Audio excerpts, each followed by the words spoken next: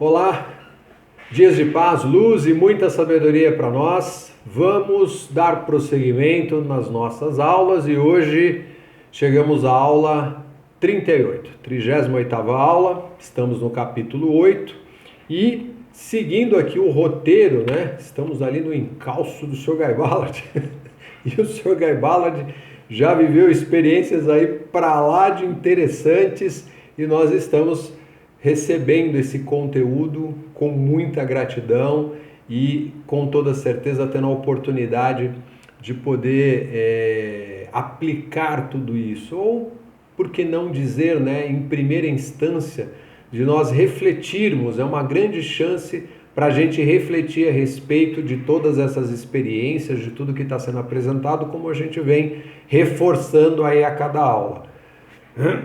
Perdão. O mestre, né, Saint Germain, ele coloca tudo de acordo com aquilo que é a realidade, a verdade que é apresentada desde todo sempre, que foi manifestada através das grandes escolas e tradições primordiais, como nós já falamos outras vezes, e isso nos dá essa chance, essa possibilidade de olharmos para isso e refletirmos a respeito. Falando, será que realmente nós estamos seguindo isso e até será que tudo isso faz sentido para a vida? Será que tudo isso realmente é execuível, é aplicável no meu mundo?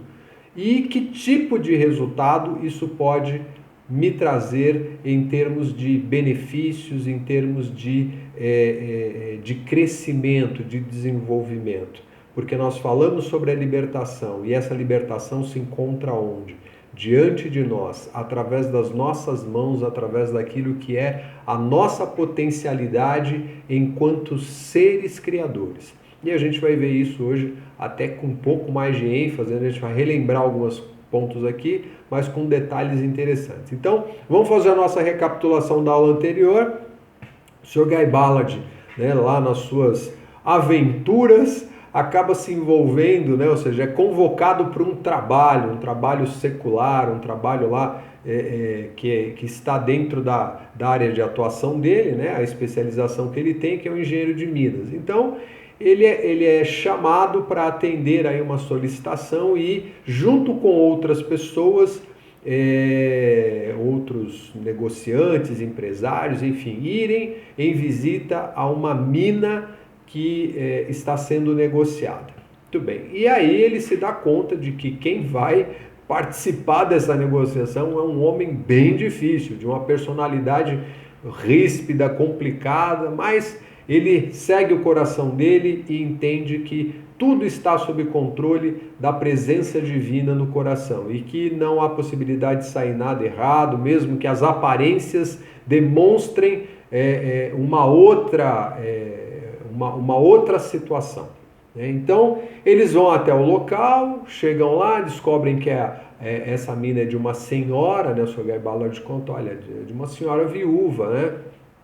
E o marido dela faleceu, né, já poucos meses antes desse evento, e ela está vendendo a mina justamente porque não tem condições de tocar o negócio, né, já é uma senhora mais idosa. Enfim, só que essa senhora está sendo enganada, né, de acordo com o que a gente viu, e isso gera ali toda uma confusão, porque o Sr. Guy Ballard, ele recebe a inspiração e a visão da presença divina, dizendo que, olha, as coisas não estão certas aqui. E o Sr. Guy Ballard segue a orientação dessa inspiração divina e alerta essa senhora dizendo que ela está sendo enganada e que aquela mina vale muito mais do que o que o homem está pretendendo, né, negociar ali. Isso gera obviamente a bagunça total ali dentro da cena, né, da confusão que gera com o homem, porque ele tem um temperamento exacerbado, uma pessoa descontrolada, e ele parte para cima do Sr. Guy Ballard, né, inclusive para agressão física, só que nesse momento o Sr. Guy Ballard, sendo conduzido pela presença eu sou, por essa presença divina, o homem acaba sofrendo a própria retaliação, né? A força que ele imprime para ir para cima do Shogai Ballard, ele leva o impacto disso, dessa própria força, voltando para ele mesmo. Então,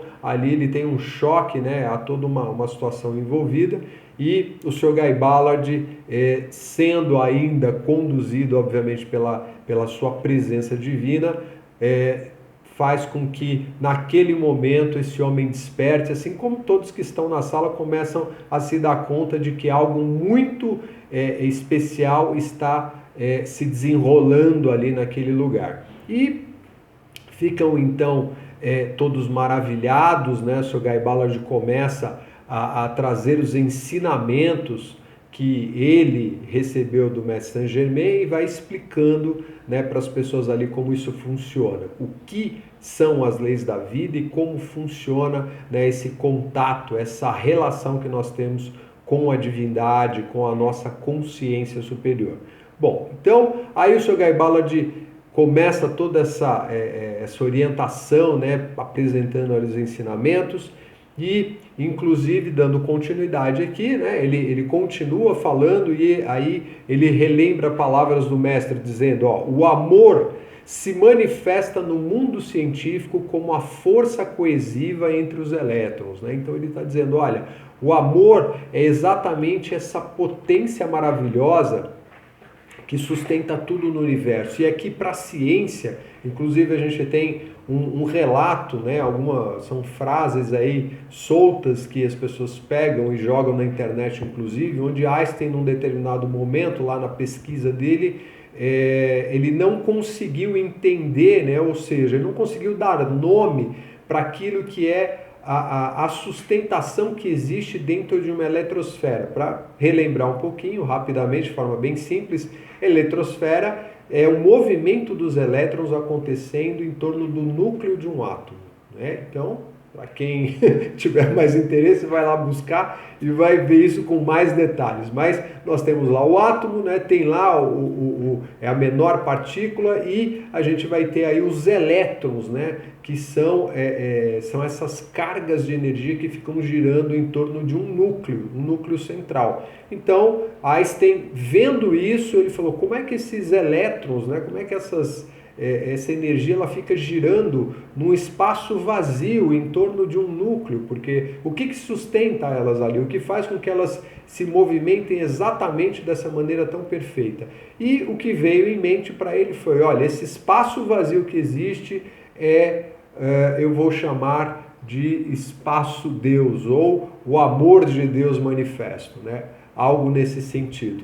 Então, tem algumas referências aí em relação a essa fala dele, mas a gente não está aqui para debater isso, discutir se realmente ele disse de uma maneira ou disse de outra. A questão é que o Mestre Saint-Germain está afirmando isso aqui, ou seja, a ciência, né, ela conhece isso, inclusive através do próprio Einstein, um grande pesquisador, uma grande mente, e outros pesquisadores também, obviamente, né? Então hoje para a gente isso é muito mais fácil de olhar, e o mestre diz, esse espaço vazio é o amor, é aquilo que sustenta o universo. E o mestre continua, né, através daquilo que o Shogai Ballard está explicando para as pessoas ali.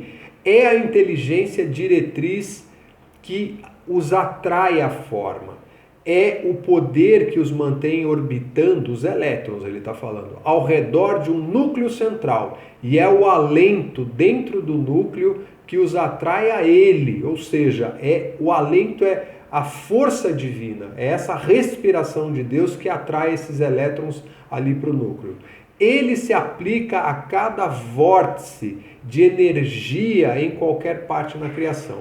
Então, qualquer coisa que exista na criação, qualquer tipo de partícula que a gente imaginar, qualquer tipo de forma física, forma criada, imaginada, respeita exatamente esse mesmo princípio. Os elétrons são a energia que existe em todo o universo e eles se atraem, são atraídos para formar absolutamente tudo aquilo que a gente conhece no universo, absolutamente tudo que a gente conhece, o que a gente desconhece, o que a gente vê e o que a gente não vê.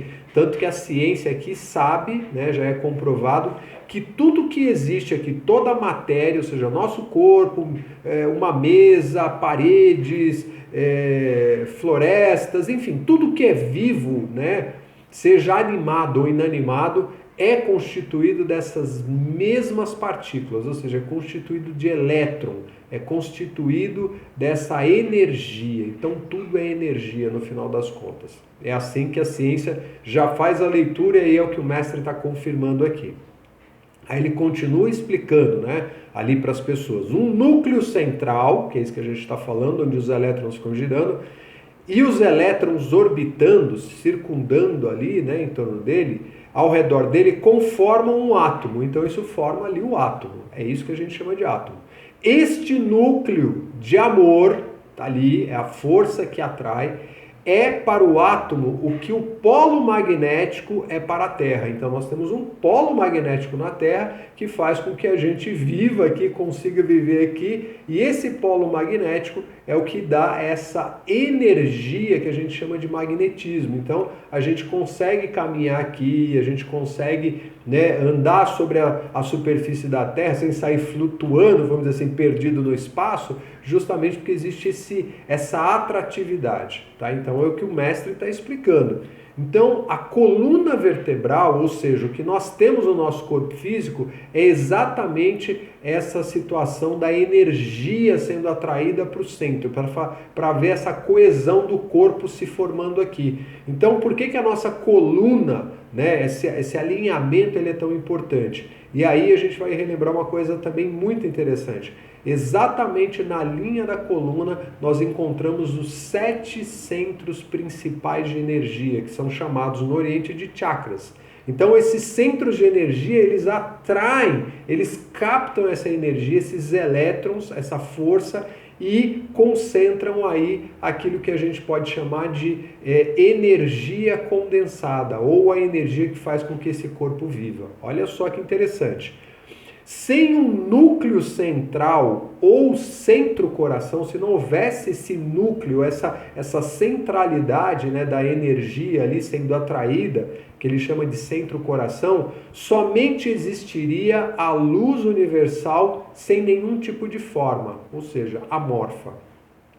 Os elétrons enchendo o infinito e orbitando ao redor do grande Sol central. O grande Sol central é o grande Sol que se encontra naquilo que os mestres chamam de centro do universo. É o Sol que caberia 1000 sóis iguais ao nosso. Então, é o Sol por detrás dos sóis, né, vamos dizer assim. E esse grande Sol, ele é o que é o centro-coração de todo o universo e atrai tudo para ele, né, que é o nosso destino, é o voltar à casa do Pai. Enfim, e a gente tem mais estudo para se aprofundar nisso, mas aqui só como exemplo já dá para a gente ter uma ideia de que existe um núcleo central, seja no nosso corpo, seja no universo, porque o nosso coração aqui é um núcleo central que atrai toda essa energia. É por isso que a gente fala, o centro-coração é onde emana todo o amor. Toda essa energia que nós captamos, produzimos, desenvolvemos, ela é emanada para o todo. Assim o é em tudo que é criado no universo. Se não existisse, como ele está falando, esses centros, né, essas formas concentradas que atraíssem a energia para formar algo, que seja um corpo, que seja aí o planeta, que seja o próprio universo, o que aconteceria? Nós teríamos somente elétrons flutuando pelo universo, ou seja, se movimentando pelo universo, sem nenhum tipo de forma específica.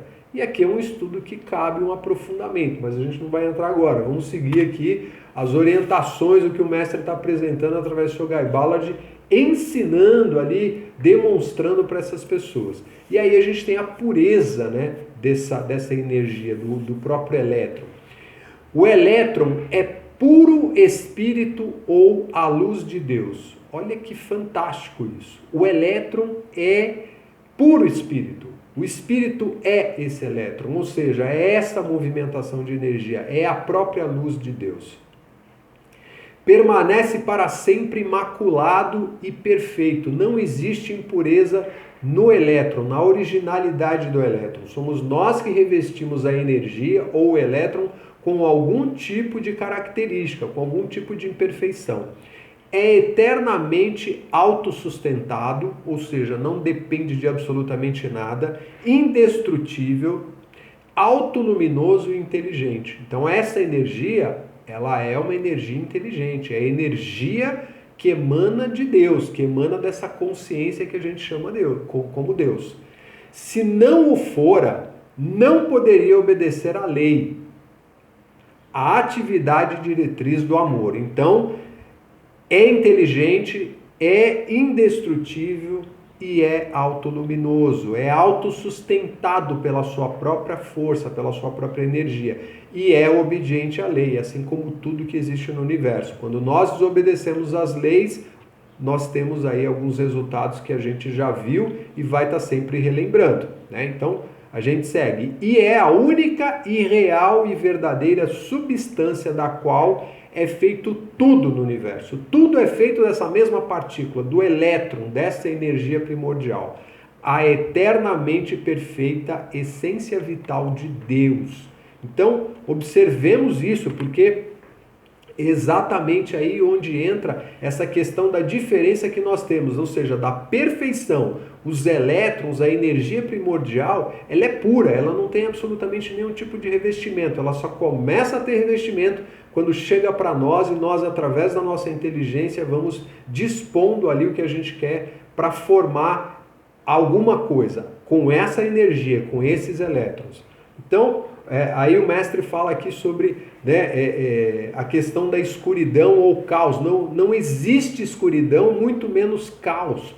Tudo, absolutamente tudo está sob o controle da luz da perfeição. E a ignorância humana acredita que haja a possibilidade de ter caos no universo. Isso não é verdade. Os mestres e o próprio mestre Saint-Germain aqui está apontando, está sinalizando isso. Saiam dessa ideia de que possa existir imperfeição de alguma forma. O caos não existe. Tudo que acontece no universo acontece através de uma ordem perfeita, imaculada, sem qualquer tipo de intervenção de outra natureza que não seja a própria consciência de Deus. Este grande oceano de luz universal que existe em qualquer parte no infinito está sendo constantemente atraído para a forma. Então, essa luz, ou seja, essa imensidão, esse infinito de luz universal, está em toda parte do universo, né, do infinito, e constantemente está sendo atraído para formar alguma coisa. E lhe dá uma qualidade de um ou de outro tipo, vai se formando. Por isso que a gente tem o universo aí com imensidões que a gente não consegue contar e fala, meu Deus, como pode ser isso? Essa imensidão de planetas, de estrelas, enfim, toda essa vastidão que existe, o tempo todo está sendo criado algo, porque Deus assim o faz, porque Deus assim o movimenta, segundo a maneira em que os elétrons se sustentem, por amor ao redor de um ponto central ou núcleo. Então, funciona assim no universo todo. Existe um ponto central, esse ponto central atrai os elétrons, né? Ou seja, é a força do amor ali se manifestando, atrai os elétrons e forma algo, forma ali, quem sabe um planeta, quem sabe uma constelação, enfim, é assim que funciona. E isso tudo depende do quê? Da ação da consciência. Então, a quantidade de elétrons que se organizam para gerar um átomo, né? A gente falando aqui dentro da nossa concepção, ele é determinado pelo pensamento consciente. Então, o que a gente tem aqui, somos nós que criamos. Se existe algum tipo de doença, se existe algum tipo de problema, se existem aqui diferenças de todas as formas, fomos nós que criamos. Nós somos os criadores de tudo isso. A gente atrai essa energia e produz aí um resultado. É assim que a gente vê na maior parte das filosofias quando é apresentada essa ideia da responsabilidade do quão poderoso nós somos. A vibração no núcleo central, né, que ele está explicando, ela é determinada pela força do sentimento. Então, é aquilo que nós já vimos e já sabemos. o pensamento associado aí à força do sentimento vai gerar alguma coisa. Então, a intensidade da atração e do movimento orbital, né, ou seja, está atraindo a energia e ela fica se movimentando ali, isso é considerado como a respiração de Deus. Então, é um movimento que não acaba, ou seja, Deus está respirando como nós respiramos, né? Inspira, exala, né? Isso é a respiração de Deus fluindo pelo universo. Olha que coisa linda, que maravilha, né? A gente conseguir entender isso dessa maneira tão simples, mas e tão própria, né? Tão real. Isso é a concentração do amor divino que está presente em todo o universo. E os cientistas chamam isso para nós aqui como uma força centrípeta, ou seja, uma força que faz com que as coisas se atraiam, né? É uma força que volta para o centro, por isso que é centrípeta, né? Então, a manifestação da criação ela vai acontecer exatamente dessa maneira. Então, o mestre diz assim: desta maneira vocês poderão ver que o átomo é uma entidade, olha só, é algo vivo, uma coisa vivente e respirante, criada ou atraída à existência pelo alento e o amor de Deus através da vontade da inteligência autoconsciente. Então, quando falamos que nós somos templos do Espírito Santo, que a maior parte das igrejas concebe isso, é porque nós somos esses seres criadores, nós somos exatamente essa manifestação da energia que vem de todo o cosmos, da energia que vem de Deus. E nós somos a força que cria tudo, absolutamente tudo que a gente tem aqui. Então, temos que observar isso. Foi assim que o Verbo se fez carne, como está escrito lá em João 1,14, né? Para quem é cristão e conhece os evangelhos no Novo Testamento, em João 1,14 se diz, o Verbo se fez carne. O mecanismo que a inteligência autoconsciente utiliza para obter esta manifestação de seu ser é o pensamento e o sentimento. Está aqui. Então, quando a gente fala sobre criar um corpo, destruir um corpo físico, né? Falou assim, um corpo físico, isso depende daquilo que nós estamos pensando e sentindo.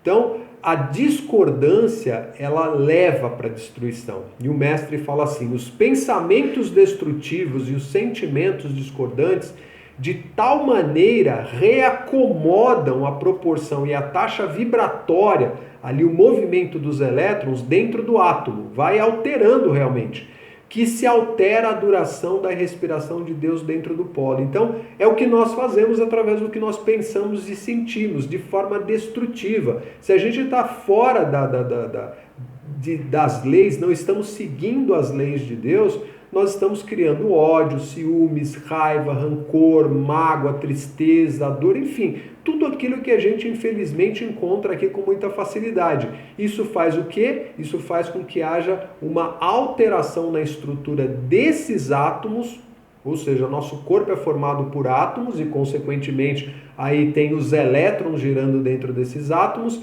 e esses elétrons começam a se dispersar, começam a perder essa atratividade e isso vai gerar uma destruição.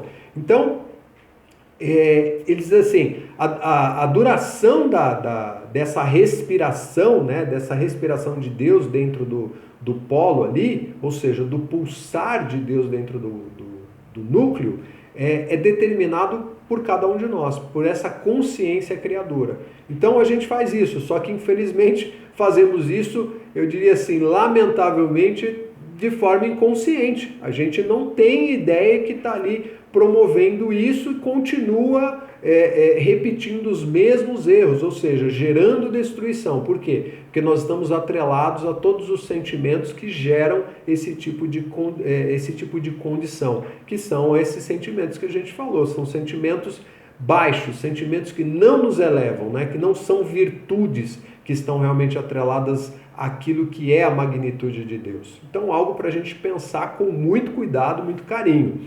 E ele diz assim, se for retirada essa vontade diretriz consciente, os elétrons perdem sua polaridade. Então, na medida em que isso vai acontecendo, ou seja, a gente vai produzindo essa discordância, a destruição, ela é iminente, ela começa a aparecer. Então, os elétrons começam a se dispersar, procurando o seu caminho de volta, ou seja, os elétrons começam a voltar para a fonte original, para Deus, para o centro do universo, inteligentemente, por certo, ao grande Sol central, que foi o que a gente falou, repolarizando-se, ou seja, voltando para o seu estado imaculado a si mesmos. Ali eles só recebem amor, só amor, nada diferente de amor, que é o alento de Deus que nunca termina. E a ordem, a primeira lei, é sustentada para sempre. Então, não há possibilidade do elétron viver, né, vamos dizer assim, prosseguir no seu caminho sem que ele esteja sendo sustentado pelo amor, pela lei de Deus, que é essa ordem primordial, essa primeira ordem de todo o universo. E, infelizmente, a gente tem aí alguns equívocos, né? Algumas falhas na nossa própria ciência que, como falamos, né? Os pesquisadores, muitos deles acreditam que, por pura ignorância, que exista algum tipo de caos, né? Algum tipo de choque, de desordem, de imperfeição no universo. E isso não é real, isso não existe. É, lamentavelmente, pura ignorância ainda, porque não conseguiram alcançar essa visão mais equilibrada, mais direcionada. Não entenderam, não compreenderam ainda, porque se distanciam daquilo que é a nossa fonte primordial, no caso aqui, como nós citamos, a nossa presença divina. Então, não consideram porque não conseguem levar isso para um laboratório e botar num tubo de ensaio. Então, vai continuar sendo assim, acreditando naquilo que não é real. E o mestre diz, é algo realmente afortunado que as poderosas leis de Deus não estejam limitadas às opiniões de alguns filhos da terra. De nada importa o que nenhum cientista mundano possa pensar. A criação de Deus sempre está movendo-se para frente e expressando mais e mais perfeição. Então, não tem como, por mais que a gente destrua as coisas, por mais que nós realmente tenhamos toda discordância e acabe entrando numa autodestruição, inclusive do nosso corpo, as leis de Deus continuam sendo as mesmas e nós continuamos com toda certeza sendo impelidos a seguir o caminho para alcançar essa realização, essa perfeição. Isso é um fato, isso é uma realidade. Não há outro caminho além da perfeição, por mais que a gente não consiga enxergá-la. Então, a harmonia é a lei da vida. E aí o mestre diz, o pensamento construtivo e o sentimento harmonioso dentro da mente e corpo humano são as atividades de amor e ordem. Então, olha só, eu vou até repetir. O pensamento construtivo, aquilo que eleva, e o sentimento harmonioso, não aqueles sentimentos e emoções descompensados, descontrolados, dentro da mente e corpo humano são as atividades de amor e ordem. Isso faz parte das leis do universo. Então, isso permite que esses elétrons se mantenham ali, se movimentando e orbitando dentro daquilo que a gente chamou, né, do que o mestre chamou de respiração de Deus, na sua perfeição da criação. E é isso que nós também podemos sustentar dentro do nosso corpo físico, né, e através da nossa mente, dos nossos sentimentos. Então o mestre diz, desta maneira, a qualidade de perfeição e a manutenção da vida em um corpo humano sempre está sob o controle consciente da vontade do indivíduo que o ocupa. Então, a qualidade da perfeição depende de nós, depende daquilo que nós estamos direcionando e projetando através do que pensamos e sentimos. Muita atenção em relação a isso, porque nós somos os responsáveis, né, sobre o controle dessa energia. E aí ele diz, a vontade do indivíduo é suprema em seu templo. Nós mandamos, nós comandamos. E mesmo em casos de acidentes, olha só, ninguém deixa seu templo, o seu corpo, até que o próprio indivíduo assim decida voluntariamente. Pode parecer um absurdo, poxa, mas num acidente... Por isso que existem pessoas que, sim, conseguem sobreviver a acidentes que são inacreditáveis. Você fala, puxa, foi um milagre. Não, essa pessoa realmente, ali, a presença divina dela fez com que aquele corpo se mantivesse e fosse possível sim restabelecer, sabe, ou se manter ali a vida, né, dentro daquela condição. E a gente tem inúmeros casos assim. Não são, eu diria assim, muitos comparados com aquilo que são as perdas que infelizmente a gente ainda tem no planeta. Mas é aqui onde a gente tem que começar a prestar bastante atenção sobre como nós lidamos com essa vida e essa força poderosa que está em nós, que somos nós, né? Então, ao longo do tempo, o sofrimento que nós temos, das diversas formas que aparecem, elas podem fazer com que o indivíduo mude de ideia, né, sobre suas ações, mas o corpo é responsabilidade de cada um. Então, é uma questão da gente olhar, puxa, quanto sofrimento nós já tivemos, quantos erros nós já cometemos, quantas faltas, quantas falhas, e que tipo de resultado a gente teve com isso. Então, por isso que é uma responsabilidade nossa. Será que nós estamos usando da maneira certa? Será que realmente nós já aprendemos aquilo que é necessário ser aplicado? Será que todo esse sofrimento, às vezes, ele acaba funcionando como uma ferramenta de transformação? Mas, às vezes, a gente fica insistindo ali, sabe, na falha, na falta, no erro. E é o alerta, né, para a gente prestar bastante atenção nisso. Compreender as leis da vida e aplicá-las sempre vai resultar em perfeição, né? Sempre vai resultar nessa possibilidade de estabelecermos o nosso próprio destino, tá? Então o mestre diz assim, quem quer que se faça obediente à lei do amor, gozará de uma perfeição permanentemente mantida em sua mente e mundo. Então, a lei do amor é a estrutura, é a base de tudo para nós. Assim, através do pensamento e o sentimento, a humanidade, cada indivíduo dentro de si mesmo, ou seja, cada um é responsável por si, não existe outro que virá ou que fará por nós. Nós somos responsáveis por isso. Tem o poder de elevar-se ao mais alto ou de afundar-se até o mais fundo. Ou a gente tem a felicidade, ou a gente tem a desgraça, e isso é considerado de acordo com aquilo que nós promovemos no nosso mundo, de acordo com a nossa vontade.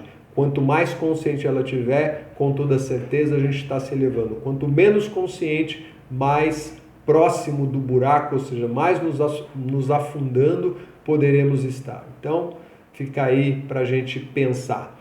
Aceitar, né, que nós somos essa presença divina é fundamental, é crucial que a gente realmente olhe para isso e entenda, sim, nós somos seres divinos e estamos habitando um corpo e isso faz com que eu entenda que as portas, né, da perfeição podem ser abertas, né, de par em par para que eu realmente sinta, né, essa elevação, essa perfeição manifesta. Então, nós geramos a energia de Deus, nós somos esse dínamo, né? Essa força potencializadora que gera a energia de Deus. E não a personalidade. A personalidade é só que usufrui. E ela se vale, né, como tem sido até aqui, desde que a gente fala da história da queda do homem, essa personalidade se vale dos prazeres, daquilo que é, quem sabe aí, né, os prazeres da carne, como a gente diz, né, de tantas situações do consumismo, enfim, de várias formas que, se a gente fosse enumerar aqui, nossa, não daria tempo para falar de tantas, né? Mas é só a gente parar e pensar um pouquinho que nós vamos encontrar com toda certeza essa condição tão distorcida que nós criamos ao longo do tempo, enquanto humanidade. E é o resultado que a gente tem hoje. Não teria como ser diferente, né? Vamos ter retornos que são realmente bastante difíceis e complicados. Bom, assim o Sr. Guy Ballard ficou com essas pessoas ali conversando naquele dia até as 2 da madrugada. O Sr. Guy Ballard falou, gente, acho que é melhor a gente dormir, né? Vamos descansar, mas o povo não queria parar, né? As pessoas queriam mais. Não fala, vamos conversar, puxa, explica mais. Mas ele, olha, não, vamos descansar, que amanhã a gente tem que ir para a cidade, né? E foi, claro, uma alegria para todos, uma transformação ali naquele momento, mas eles foram descansar, dormiram muito bem, por sinal, né? Eles relataram isso, que dormiram muito bem. e no dia seguinte foram para a cidade para assinar a documentação, registrar tudo e lavrar aquilo que foi a negociação, que graças a Deus terminou de uma forma muito feliz para aquela senhora e também, obviamente, para o despertar, né, desses homens, dessas pessoas que estavam ali. E todos ficaram realmente muito gratos, né? E o negociador, nesse momento ali, né, sentiu no coração o desejo não só de agradecer o Sr. Guy Ballard, como abraçá-lo, né? Ele até colocou assim: poxa, eu posso parecer ridículo, né, com essa minha atitude, mas eu quero te dar um abraço de agradecimento, de gratidão por você ter, sabe, me olhado com tanto amor e ter me libertado dessa personalidade, né? E o Sr. Guy Ballard falou: não, agradeça a Deus. Agradeça a sua divina presença, porque foi ela que realmente te tirou dessa condição. E é um fato. Nós temos, através dessa consciência tão elevada, a possibilidade de nos libertarmos. E foi isso que aconteceu com esse homem, com essas pessoas. Maravilhoso, né? A senhora também agradeceu e deu graças, né? Assim, louvou realmente por todo o aprendizado e disse que não esqueceria aquilo jamais, que foi realmente uma experiência maravilhosa.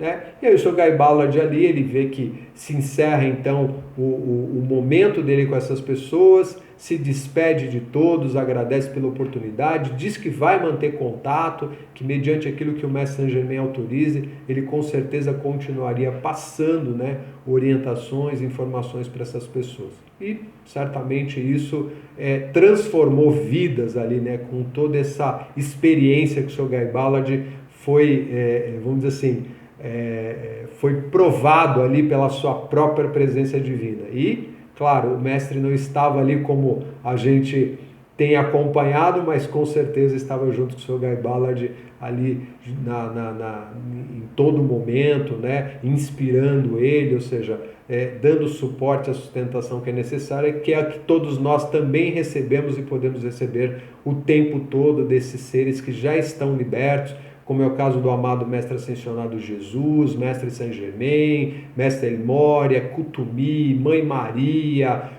Mestre Gautama, né, o Buda e tantos outros mestres, puxa vida, seres angélicos, enfim, existem muitos que estão aí nos amparando, nos auxiliando silenciosamente e a gente nem sabe, nem se dá conta. Mas, através da nossa consciência divina, certamente podemos alcançar isso e perceber cada vez mais a proximidade desses grandes seres. E é para onde nós vamos, se Deus quiser e Ele assim o quer. Então, gratidão pela oportunidade e até a próxima aula. Feliz reflexão e bons estudos. Bênçãos!